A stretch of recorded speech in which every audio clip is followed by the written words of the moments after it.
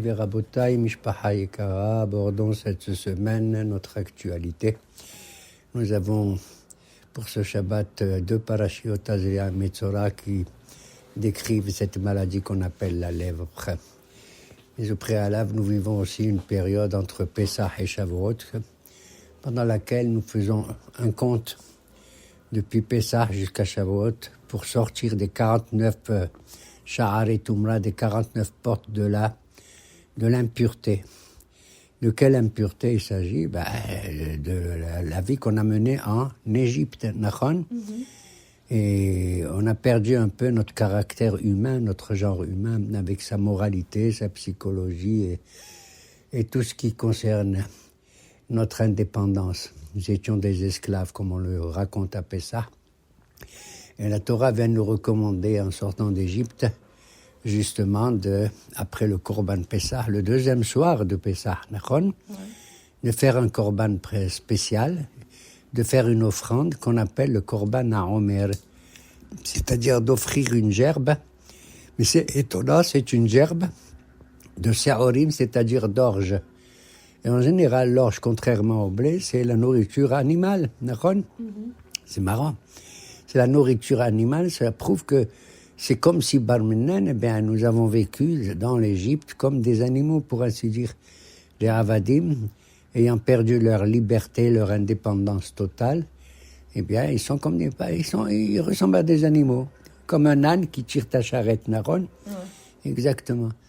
Alors, pour atteindre le but essentiel qui est Shavuot, 50e jour, le don de la Torah, etc., il fallait progressivement s'éloigner de tous les péchés que nous avons connus. De s'éloigner de tous les péchés que nous avons connus. Et voilà pourquoi nous comptons les chiffres des jours qui nous séparent de Pessah à Shavuot. Et donc, d'ailleurs, j'ai fait un petit jeu de mots, parce que vous n'allez pas l'apprécier, mais je m'en fous complètement. Ça, on dit Sphira Ta'omer. Sphira, la Sphira, Nachon. Ça ressemble au mot français, chiffre. Sphira, c'est chiffre, Nachon. Exactement pareil. J'aime bien l'étymologie de chaque mot par rapport à d'autres langues. D'ailleurs, quand on compte le Homer, on doit le compter, on doit faire la bracha, Nachon, Baruch Ata Hashem, Elokeinu Mechem, Al Sephira Ta'omer. On doit la faire en hébreu, d'accord? Et on doit compter et les semaines et les jours. Et si on ne sait pas l'hébreu, on peut le faire en français? Absolument. Tu as un juif qui vient de France, il ne comprend rien du tout là en hébreu. Il a le droit de dire « Béni sois-tu l'Éternel notre Dieu qui nous a recommandé de compter les jours du Homer. » Et il dit « On est aujourd'hui le 15e jour, ce qui fait 2 semaines et 1 jour. » Il y a beaucoup de halachot concernant ce compte-là, selon nos haramim, avec de temps en temps des divergences à droite ou à gauche. Mais l'essentiel, c'est de compter et les semaines et les jours. Et alors, moi, je me suis posé la question, pourquoi on compte les jours qu'on fait maintenant? 1, 2, 3, etc. Pourquoi on ne compte pas les jours qui nous restent par rapport à Shavuot? Puisque le but, c'est Shavuot. Donc, on compte par rapport au but. Et nous, non, on ne compte pas par rapport au but. Il nous reste 46 jours, il nous reste 33 jours. Non. On a fait 2 jours, on a fait 3 jours, on a fait 4 jours. Ce qui compte, c'est le positif. C'est de féliciter et d'encourager la personne qui fait un pas. T'as compris? Chaque jour lui apporte quelque chose. T'as compris? Un religieux à 10%, c'est un religieux pour moi. Et il continue, ça va devenir un religieux à 20%, etc., etc. Tu donnes de la force à quelqu'un qui doit faire un marathon. Il a couru pendant 2 kilomètres, il lui reste encore une 18 kilomètres à faire. Dis-lui, waouh, c'est fantastique. Ne lui dis pas, oh là là, il te reste encore 16 kilomètres. Tu vas l'affaiblir. D'accord? Donc, il faut apprécier les efforts que l'on fait dès le début de notre marche. C'est comme ça. D'ailleurs, je dois te dire qu'un jour, David Amelech Alav Shalom, j'ai de la peine quand je parle de lui, j'ai envie de pleurer. On tissait le roi David, Machia ben David et tout. C'est un homme qui a souffert énormément. Pas seulement avec l'extérieur, avec Shaoul, mais avec sa propre famille, Nachon, ses propres frères qui ne le reconnaissaient pas. etc. Même ses enfants, Absalom et Tamar, l'histoire de Tamar, l'histoire de Amnon, et combien il s'est sauvé dans les cavernes à droite et à gauche, etc. Et sa femme qui lui a fait honte devant tout le monde en disant « Ouais, tu danses comme un fou, comme un chassid de rien du tout. » Voilà. Et donc, qu'est-ce que je voulais dire de lui sur David? Ah oui, un beau jour, il a demandé au bon Dieu, « Mon Dieu, dis-moi combien de temps il me reste à vivre, combien de temps, quel est le jour de ma mort? Odi'ini naqisi umiddat yamai, ma fin et le nombre de mes jours. » Le bon Dieu lui a dit, « Non, je dis pas. » Il lui a dit, « Donne-moi une réponse. » Il lui a dit, « Écoute, chaque jour il compte, David. Et je te dis, cette phrase, tu la connais? Et tout le monde la connaît. Chouv yom echad lifnei mitatra. Fais tchouva un jour avant ta mort. Alors le bon Dieu il lui a dit, mais David lui a dit, mais je ne sais pas quel jour de ma mort, c'est pour ça que je te demande.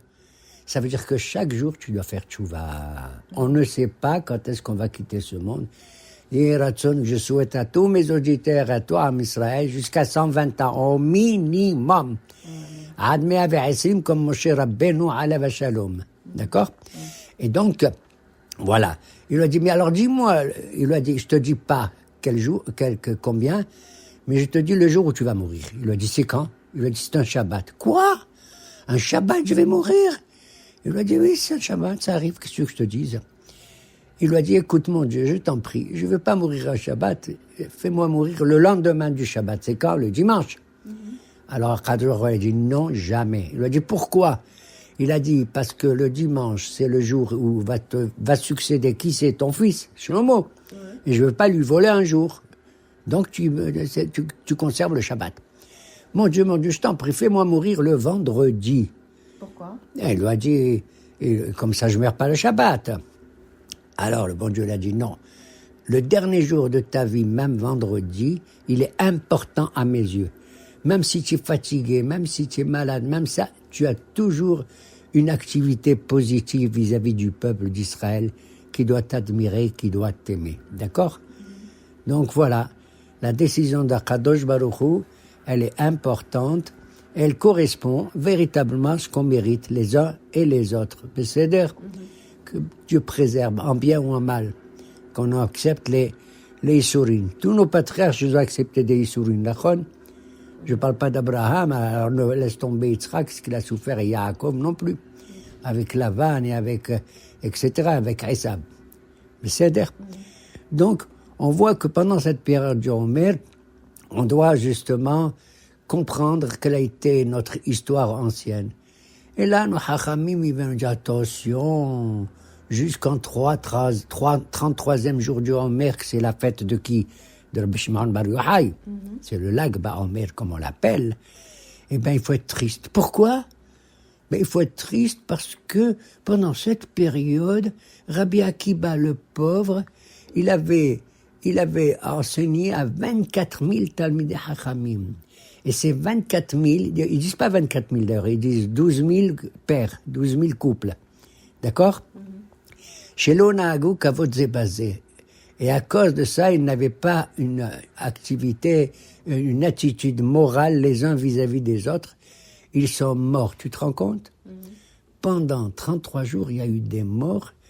C'est-à-dire, fais ton compte, c'est comme si tu fais 900 enterrements chaque jour. Ils sont morts 24 000. Ils sont en Israël? Ils étaient en Israël, bien sûr. Et Rabbi Akiba, qui était le maître de tous, je ne comprends pas comment il a pu enseigner à des gens pareils et tout. Voilà. Et nous, on est obligés d'être tristes pendant cette période. Je ne vous cache pas, j'ai demandé à beaucoup d'amis et des rabbins, est-ce que pendant la Sfirat HaOmer, ils pensent à la mort des enfants des élèves de Akiba? Ils m'ont dit non, on n'a pas pensé. Et c'est la vérité. Et pourtant, d'après la halakha, pendant cette période, il y a 3 interdictions, tu sais, que pendant la Sfirat HaOmer jusqu'au 34e jour pour les Sfaradim, 33e jour pour les Ashkénazes, il y a 3 choses qu'il ne faut pas faire. 1, il ne faut pas aller chez le coiffeur. D'accord? 2, il ne faut pas se marier. 3, il ne faut pas écouter la musique qui rend joyeux. D'accord? On peut quitter une musique dans la radio quand on roule et tout, d'accord? Mais on n'écoute pas. D'accord? Mais en vérité, je vais dire, Les hommes n'ont pas le droit d'aller chez le coiffeur, mais les femmes ont le droit de couper leurs cheveux si elles veulent se faire belles. C'est du racisme, je trouve. Est-ce que les femmes, elles comptent le Homer? Les femmes, elles peuvent compter le Homer, mais pas chez nous, les Sfaradim. Il y a certaines Sfaradis ashkénaziotes qui comptent le Homer. C'est vrai. Elles comptent le Homer. Elles sont c'est pareil que pendant Sukkot, il y a des femmes ashkénaziotes qui portent les arba minim du loulav aussi. Et elles font la bracha. Elles sont très mahmirot par rapport à nous. Nous, les Sfaradiotes, non, on compte pas la femme ne compte pas le Homer. Compte pas le Homer. Mais maintenant, de nos jours, avec la situation actuelle que notre pays connaît, hélas, avec l'Iran, avec les Hezbollah et avec le Hamas, ou avec la Houthim, tout ça, si un homme, il voulait se marier, il n'a pas pu, à cause de la guerre. Il n'a pas pu. Alors on lui permet de se marier pendant le Homer. Tu entends? Ouais. On lui permet. Et même de faire Hanouka Tabayit, l'inauguration d'une maison, et de faire Siyuma Mishnah, c'est-à-dire quand on termine l'étude d'un Talmud, on fait une fête à la maison et tout. Ouais. Alors il y a des circonstances où on peut mettre de la musique, oui, et d'autres où on ne peut pas, de la musique joyeuse et tout. Mais la vérité, il ratsonne que cette période-là, nous soyons vainqueurs dans tous nos combats et que nous connaissions la paix avec tout le monde. Avec tout le monde. Ouais, et finalement, on compte pour arriver à Shavuot. On compte et finalement pour aller à Shavuot. Et à Shavuot, on va offrir à l'époque du Beth Amikdash 2 pains de Hametz, c'est marrant. Mais qui sont des Hittim, c'est du blé. Donc on passe de l'orge au blé. Donc on a atteint le but réel. Étant donné que l'arbre de la connaissance du bien et du mal, la Hitzada'a Tobara, selon certains, c'était du blé. Tu entends? Il y en a qui disent que c'était de la vigne et d'autres qui disent que c'était de la figue. D'accord?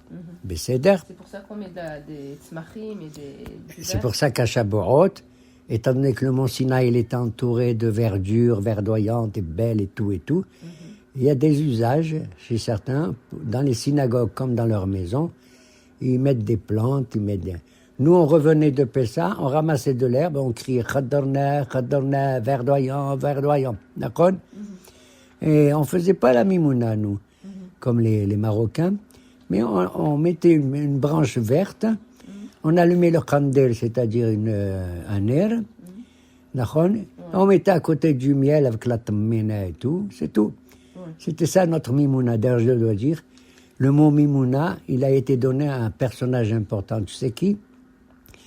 Le père de Rambam, Rabbi Moshe ben Maimon. Pourquoi on l'appelait Maimon? Parce que le père de Rambam, il est né le soir de la mimouna. D'accord? C'est halou comme tout. Et c'est quoi la zgoula qu'on met du sel aussi? Alors, pendant cette période, je me rappelle, gamin à Constantine, on avait tous dans la poche un petit sachet, très petit, avec du sel dedans. Et il disait que le sel, c'est une ségoula, il a la vertu d'apporter le bien. Moi, je pense que c'est pour rappeler le Beth Amikdash, parce que chaque korban qu'on faisait au temple, il fallait al-kor korbancha taqrib melah. Sur chaque sacrifice, tu dois mettre du sel. D'accord? Voilà. Et donc, nous souvenons, c'est une période très, très intéressante, je dirais, d'éducation pédagogique, cette période de Homer. Et vendredi, c'est quoi Rosh Chodesh Iyar, finalement? Et nous abordons, ce vendredi, et Shabbat aussi, le Rosh Chodesh de Iyar. Et ça s'écrit Aleph Yud Resh Iyar, et ça la Rachetebot, les initiales de Ani Adonai Rof Echa. Je suis l'Éternel, ton médecin, ton guérisseur, Nahon. Alors certains, ils ont dit, c'est une période où on guérit de toutes les maladies, ceci, cela, tant mieux. Mais moi, je suis pas sceptique, mais quand même, je pense que c'est une période tellement joyeuse maintenant que, à ce moment-là, on est guéri de tous les fléaux mentaux, tout ce qui est psychologique, tu comprends? Psychique. Et psychique, c'est nafshi, comme on dit. C'est la période nafshi. D'accord? Ouais. Voilà. Et donc, il y a aussi Pessah Sheni, c'est quoi? Pessah Sheni, c'est écrit dans la Torah, madame. Un beau jour, du temps de Moshe Rabbeinu, ils ont fait Pessah le 14 Nissan. Et puis, il y a des hommes qui sont venus voir Moshe. Ils lui ont dit, Moshe, quoi? Nous, on n'a pas pu faire Pessah. Pourquoi? Mais parce que on est tamé. Pourquoi vous êtes tamé? Mais parce qu'on porte le cercueil de Yosef Hatzadik. Et celui qui touche à mort et tout, il est tamé, il peut pas faire le korban. Attendez, je vais demander au bon Dieu. Il va demander au bon Dieu. Et à ce moment-là, Dieu lui dit, ils ont raison, ils ont bien parlé.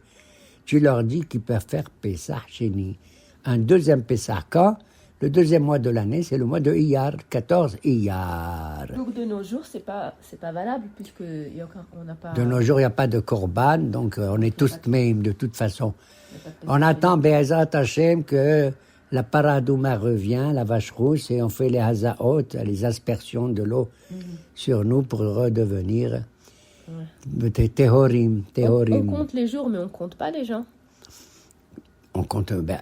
Quand je dis on fait le compte de l'Omer, oui, on compte des jours. Ça veut dire les gens. Bien sûr qu'on ne compte pas les gens. Non, on a l'habitude de ne pas compter les gens parce que c'est à cause du Aïn Ra'azam. D'accord? Tu as des invités, madame. Ils sont à la maison. Ils arrivent à un certain nombre de groupes. Ne dis pas, ils sont assis à table. Ah, je vais compter combien vous êtes pour savoir combien de boulettes je vais leur donner. Et tu dis, ah, il y en a 1, 2, 3, 4, 5, 6, 8, 9, 10, 11, 12. Quoi, il y a 12 là? C'est pas beau de compter. Tu as compris? Ouais. Parce que tu donnes le Aïnara quand tu comptes les choses. Tu les limites. Compter, ça veut dire limiter les choses. Tu as compris? Ça veut dire que tu peux pas avoir plus. C'est pas beau si tu as... À supposer on tient un 13e invité qui arrive. Tu comptes? Non, ça se fait pas. Par contre, on peut utiliser un pasouk pour savoir si on a le minyan à la synagogue. Combien c'est le minyan? 10. Et tu dis un pasouk, c'est halou. Quel pasouk tu dis? Oshi'a et amecha, ubarech et nahalatecha, urimnasim ada olam. Il y a combien de mots dans ce pasouk? 10. Il y a 10 mots. Donc on se dit 10 mots. Mais tu comptes comme ça tes dollars et qu'il y ait 10 millions de dollars ou de shekels. Comme ça, voilà. Pendant cette période. On fait la paracha maintenant? On ne va pas la faire. Qu'est-ce que tu veux? D'abord, ce n'est pas la paracha, c'est 2 parachiotes. C'est Tazria et Metzora, 2 parachiotes longues qui te parlent d'un même sujet qui n'existe plus de nos jours d'ailleurs. Il s'agit d'une maladie étonnante qui n'est pas une maladie physique. Tu n'as pas mal avec cette maladie, tu n'as pas de la fièvre, rien du tout. C'est ton corps brusquement, dans certains endroits, qui devient blanc. Mais blanc comme la neige, tu vois. Il y en a qui disent blanc comme la chaux. Tu sais, la chaux, c'est blanc aussi. Et alors, si tu vois quelqu'un, il a une certaine peau, à un certain moment, dans le visage ou dans le corps qui est blanc, ça s'appelle la metzora, la tsara'at. Et ce type-là, ça prouve qu'il a commis un péché mental très grave. Comme je l'ai dit tout à l'heure. Il a fait le lashon hara, il a fait le vol, il a commis la jalousie. Il y a 11 péchés comme ça qui apportent la tsara'at. Et seul un Kohen est capable de dire s'il est lépreux ou pas. La lèpre. D'accord? Oui. C'est pas un homme étranger. Il n'y a qu'un Kohen, parce que c'est une affaire spirituelle. S'il voit qu'il est tamé, il crie le Kohen, tamé, tamé. On prend cet individu, on l'exclut de tout le camp d'Israël. Pas seulement de Jérusalem, mais à l'extérieur du camp, totalement. Et il reste pendant 7 jours au minimum, là-bas, d'accord? Étant donné qu'il a fait du mal à la société, il faut qu'il sente qu'il est tout seul maintenant, d'accord? Et qu'il a la tsara'at. Au bout de 7 jours, le Kohen, il revient, il le regarde, et il voit si cette plaie-là, cette blancheur-là, elle a disparu ou elle s'est étendue encore. Si elle s'est étendue, il lui dit « Awad, tu retournes encore 7 jours ». Mais si elle ne s'est pas étendue, il lui dit « Ça y est, tahor ». Et ils lui font l'aspersion de la vache rousse, la haza'a comme on appelle, et grâce à Dieu, il revient. Alors, ces parachiotes, chacun doit l'étudier, comprendre. D'abord, la lèpre, tu sais qui elle touche, pas l'individu. Tu sais quoi elle touche? D'abord, la maison. Brusquement, dans un coin de ta maison, la personne, elle voit une certaine couleur étrange. Ça s'appelle tsara'at abayit. Et s'il continue, le mec, à faire ça, alors il est obligé de quitter sa maison, tu entends? Ouais. S'il continue à faire la shonara et tout, la tsara'at, elle va toucher cette fois quoi? Ses vêtements. Incroyable. Et les vêtements, il faut les déchirer, les jeter. Et s'il continue, et bien cette Sarah, elle va toucher sa chair. Bassar, qui est Behor Bisauro, c'est ou sa pahat, ou bahir, etc. Ok? Ouais. Et voilà, comme on l'a dit. C'est à 3 degrés? Ça commence en général. Tu verras comment Akash Baruch Hu, il est gentil. Il touche pas la personne elle-même. Il touche la maison d'abord, les murs. Il continue, il touche ses vêtements. Ça s'approche. Il continue, il touche sa peau et sa chair. La personne, elle peut faire tchouva. Ce qui a, c'est grâce à ça qu'il peut faire tchouva, bien sûr, bien sûr. D'ailleurs, ce qui est intéressant, c'est que si la tsaraat, la lèpre blanche, elle touche tout le corps, depuis la tête jusqu'aux pieds, tu entends? Il est pur. Moi, j'ai pas compris. Pourquoi? Je sais pas. Je sais pas pourquoi. S'il y a quelqu'un qui est capable, d'un auditeur, qui m'appelle et qui me dise. Kullo hafach laban tahorhu. S'il devient entièrement blanc, ça veut dire qu'il est arrivé à l'extrémité des choses, je crois que ça veut dire. C'est pas possible qu'il ait... Il peut pas aller plus que ça. Il peut pas aller plus que ça. Mais ce qu'il mérite la miséricorde du bon Dieu, c'est ce que je crois, moi, maintenant. Il peut pas aller plus. Où tu veux qu'il y ait encore de la tsaraat? Il a atteint le degré le suprême. Suprême.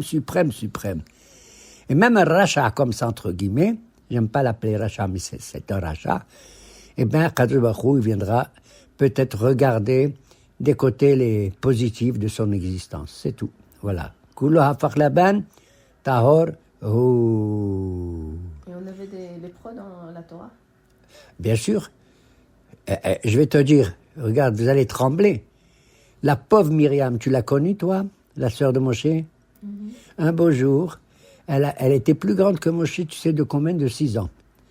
Myriam, elle est morte à 126 ans et Moshe à 120 ans. Aaron à 123. Myriam, un beau jour, dans la Torah, c'est écrit « Ouais, va te dabber Myriam, be Moshe, ki shakushit lakah » Myriam, elle a dit du mal de Moshe à son frère Aaron, parce que Moshe a épousé une femme qui s'appelle Couchite, qui était Couchite. Parce que ça veut dire, est-ce qu'elle était éthiopienne, est-ce qu'elle était Couchite? C'est du Lachon Hara. Et à cause de ça, elle a eu la lèpre. Quand ils ont vu ça, les pauvres, ils ont dit, Allah, ils l'ont mise dehors. Tu te rends compte? Myriam, adorable. C'est grâce à elle que Moshe, il est né, tu entends? Tu te rappelles? Ouais. Que son père, comment il s'appelle, Amram, il a dit en Égypte, ouais, on prend les enfants, on les jette dans le Nil, on les tue et tout. Moi, je veux plus avoir d'enfants. J'ai déjà Myriam et Aaron, ça suffit. Myriam est allée voir son père. Papa, Aaron, il tue les garçons, et toi, tu tues et les garçons et les filles. Je t'en prie, retourne avec maman et que tu aies un enfant. Et c'est comme ça qu'il a eu Moshe. Que le pauvre Moshe lui-même, comment il a été sauvé? Au bout de 3 mois, elle n'a pas pu le garder, elle l'a mis sur le Nil. Et Akash Baruch Hu l'a protégé grâce à une femme, une Goya, Batia, fille de Paro. C'est d'accord. Et voilà la pauvre Myriam. D'ailleurs, elle a un nom étrange, Myriam Mars. Bon. Et elle a été frappée par la lèpre.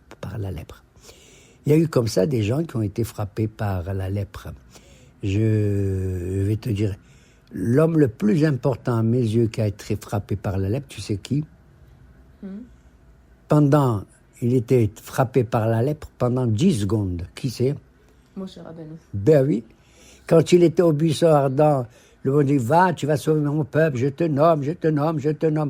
Et Moshe Rabbeinu, il a dit, ben loya minuli, les Juifs, ils vont pas me croire. Bon Dieu, il dit, j'ai pas dit qu'ils veulent te croire à toi, il faut que tu leur dises qu'ils croient en moi, le bon Dieu. Donc ça avait du côté de Moshe comme si un petit peu d'orgueil, ils vont pas me croire à moi, à Minouli, ils vont pas avoir la foi vis-à-vis de moi. Et à cause de ça, le bon Dieu lui dit, sors ta main, s'il te plaît, sous ton vêtement. Il sort sa main, elle est blanche comme la lèpre. Et brusquement, le bon Dieu, allez, remets-la. Il la remet et elle se guérit. Donc on voit qu'un personnage aussi important que ça, il a été frappé par la lèpre. Et pour conclure, on va rappeler qu'un goy qui a été frappé par la lèpre, c'est dans l'Haftara de cette semaine, dans le livre de Mélachim. À chapitre 5 là-bas. C'était un beau jour, un chef d'état-major, un général goy qui s'appelle Naaman de Babylonie. Il avait dans sa famille, il avait pris une femme qui était captive, une juive qui était captive. Bon. Et brusquement, ce Naaman-là, d'ailleurs celui-là on raconte avant selon les Midrashim, c'est lui qui a tué de loin Ahav. Il a lancé une flèche, elle est tombée sur le roi Ahab, il est mort. Ce Naaman, il a été frappé par la lèpre, il a été voir tous les sorciers, d'accord, les Hartoumim et tout cela là, guérissez-moi, guérissez-moi, et ils l'ont pas guéri. Alors la servante juive, elle a dit à sa mère, à sa femme, envoie ton mari, il y a un prophète en Israël merveilleux, j'ai entendu. Qui c'est? Il s'appelle Elitzaphan, d'accord?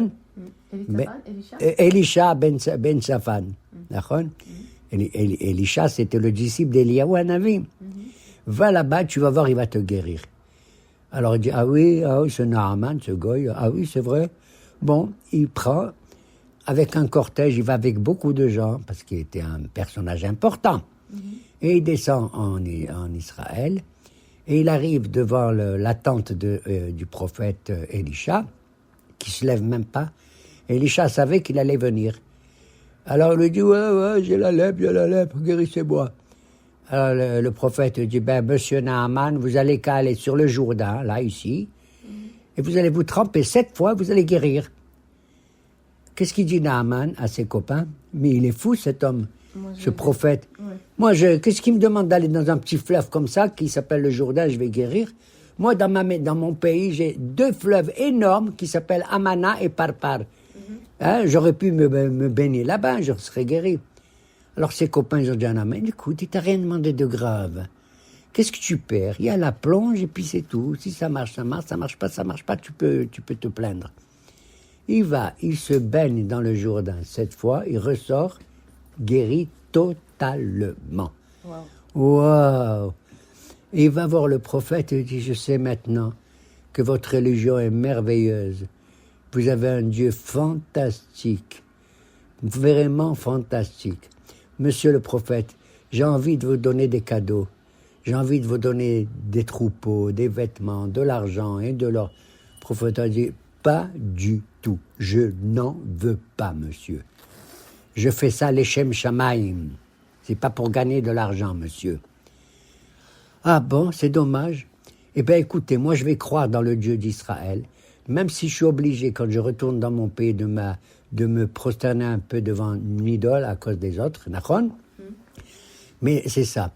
Au revoir, monsieur le prophète, et merci beaucoup. Il s'en va avec son cortège, Naaman, et brusquement, le prophète, il avait un serviteur qui s'appelle Gehazi.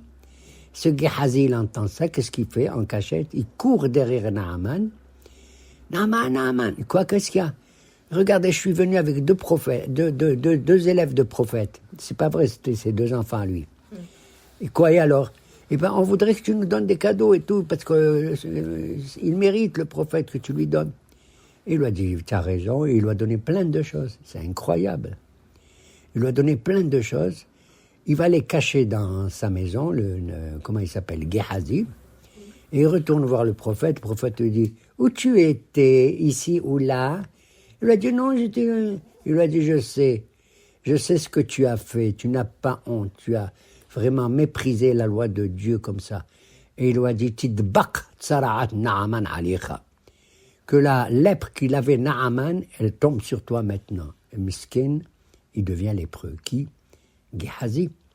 D'accord? Il est devenu lépreux et il n'a pas pu profiter de tout ce qu'il a pu voler. C'est ce qu'on lit dans la Haftara. Et dans la Haftara, on lit autre chose pour conclure.